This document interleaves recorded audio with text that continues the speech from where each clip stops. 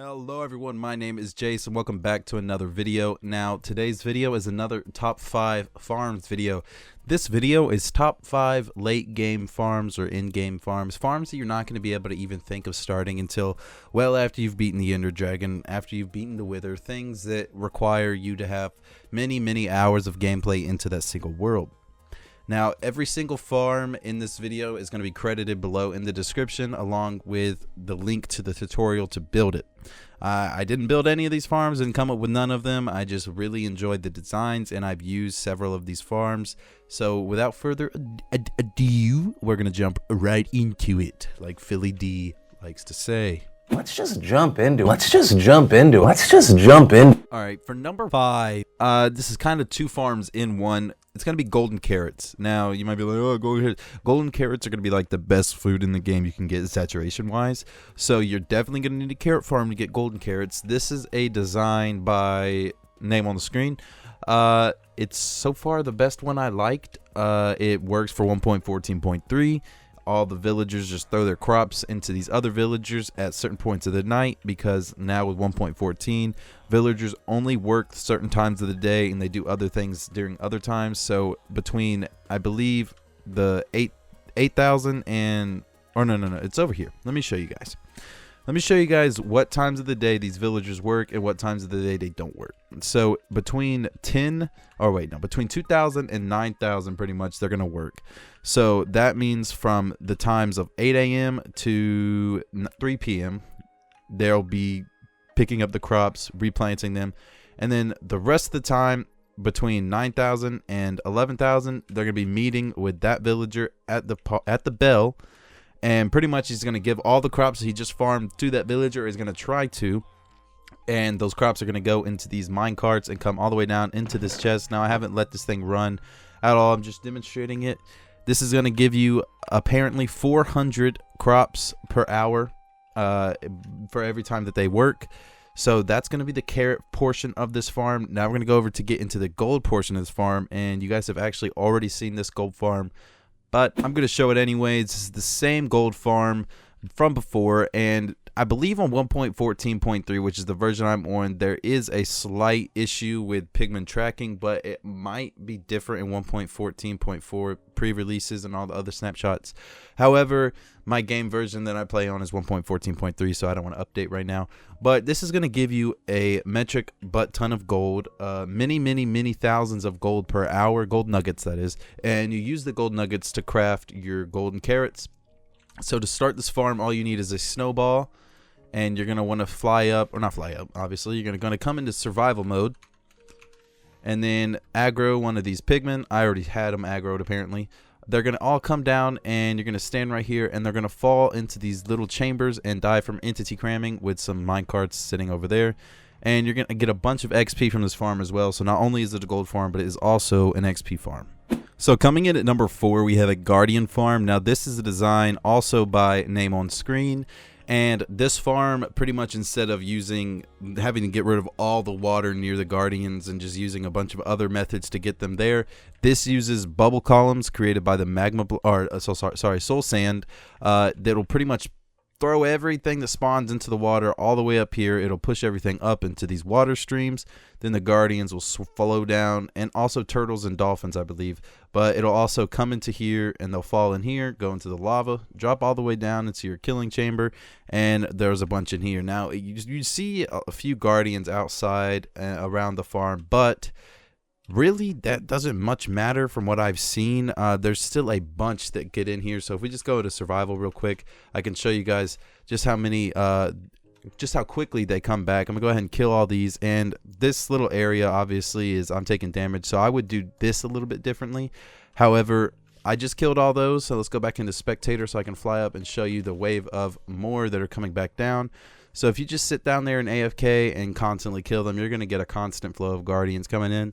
Guardians are a great source of XP and also a great source to get the prismarine blocks. It's the only way to farm them and only way to get unlimited amounts of them. So that's why I put this at number 4, because it's a little harder to build and it also gives you some great benefits. Coming in at number 3, we have a witch farm. Now this is by Il Mango, and it uses a moving floor design using observers and iron trapdoors.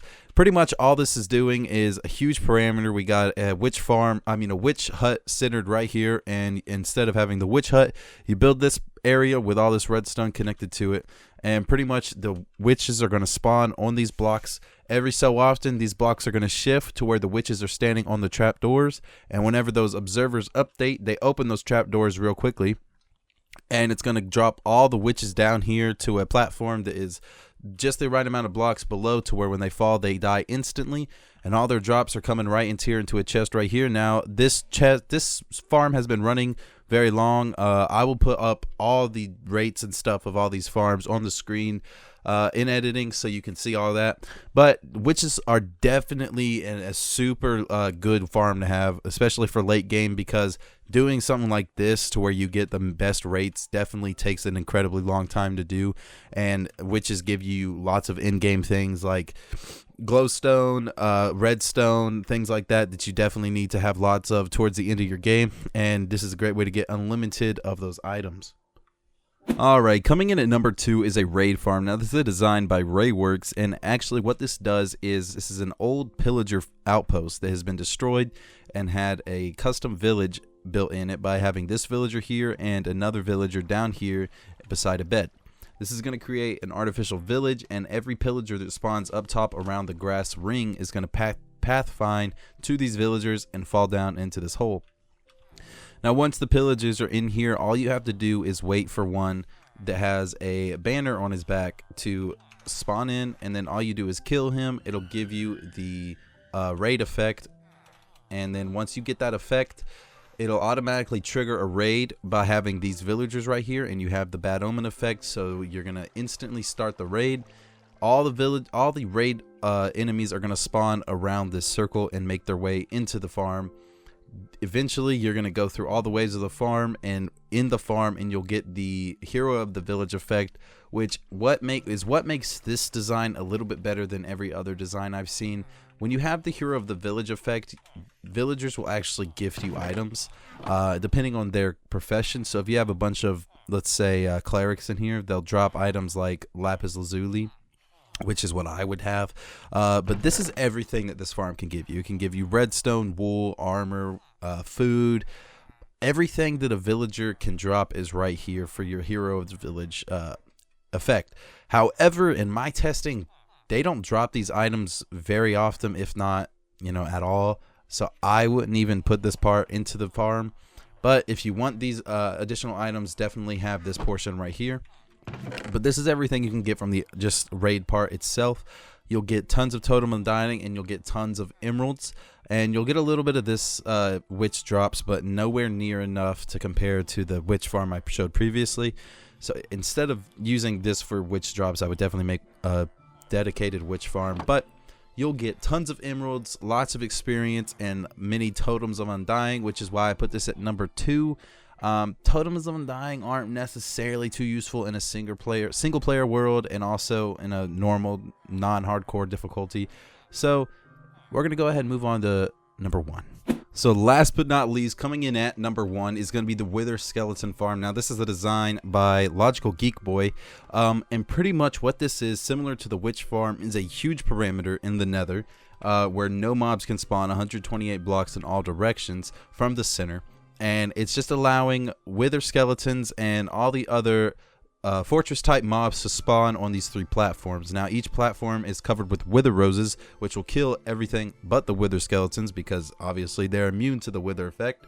And we have dogs and around all the containers, making it to where these skeletons, they should run from them. Dogs are supposed to scare off wither skeletons, but it sometimes takes a while for them to realize that there's dogs there, and then they'll come over here, see these iron golems, and then they'll run towards them, fall over the trapdoors, fall through this lava, reducing their falling, restarting it, and then they'll fall right here and have exactly 1 health left. So that'll just be 1 kill. I am not landed, so Sweeping Edge is not working. There you go. And you just come down here with your Looting 3 Sweeping Edge sword, and you can come and kill them very quickly and get tons of skulls, tons of bones, tons of stone swords if you want them, and lots of skulls, of course. Now, this farm is 100% the hardest one to build, and here's why. The nether is a lot harder to clear out than the overworld if you're doing a parameter. That's one. Two, there's going to be mobs constantly attacking you at this farm because there's not really a way to disable the spawning while you're working on it unless you put down non-spawnable blocks on top of every other block you're building, for example, for the platform. And wither roses are not very easy to get. Now, you can't really farm them, but you can farm them in a way. You have to get a mob to die on top of a grass block by getting killed by a wither to get the wither rose. And I mean, you can do that a lot of times to get them all, and that's exactly what you're going to have to do. And it's a very slow, tedious process to do it, but it is definitely well worth it for this farm. Here are the rates of this farm on the screen now, and as you can tell, it is well worth it if you are running lots of beacons for your world. And that is definitely a late game item. This is definitely a late game farm. And that's going to do it for this episode of these farms. If you guys did enjoy this episode and you like videos like this, kind of compilations of farms and other projects in Minecraft, if you want to see more, make sure to like. If you're not already, subscribe, and I will see you all in that next video.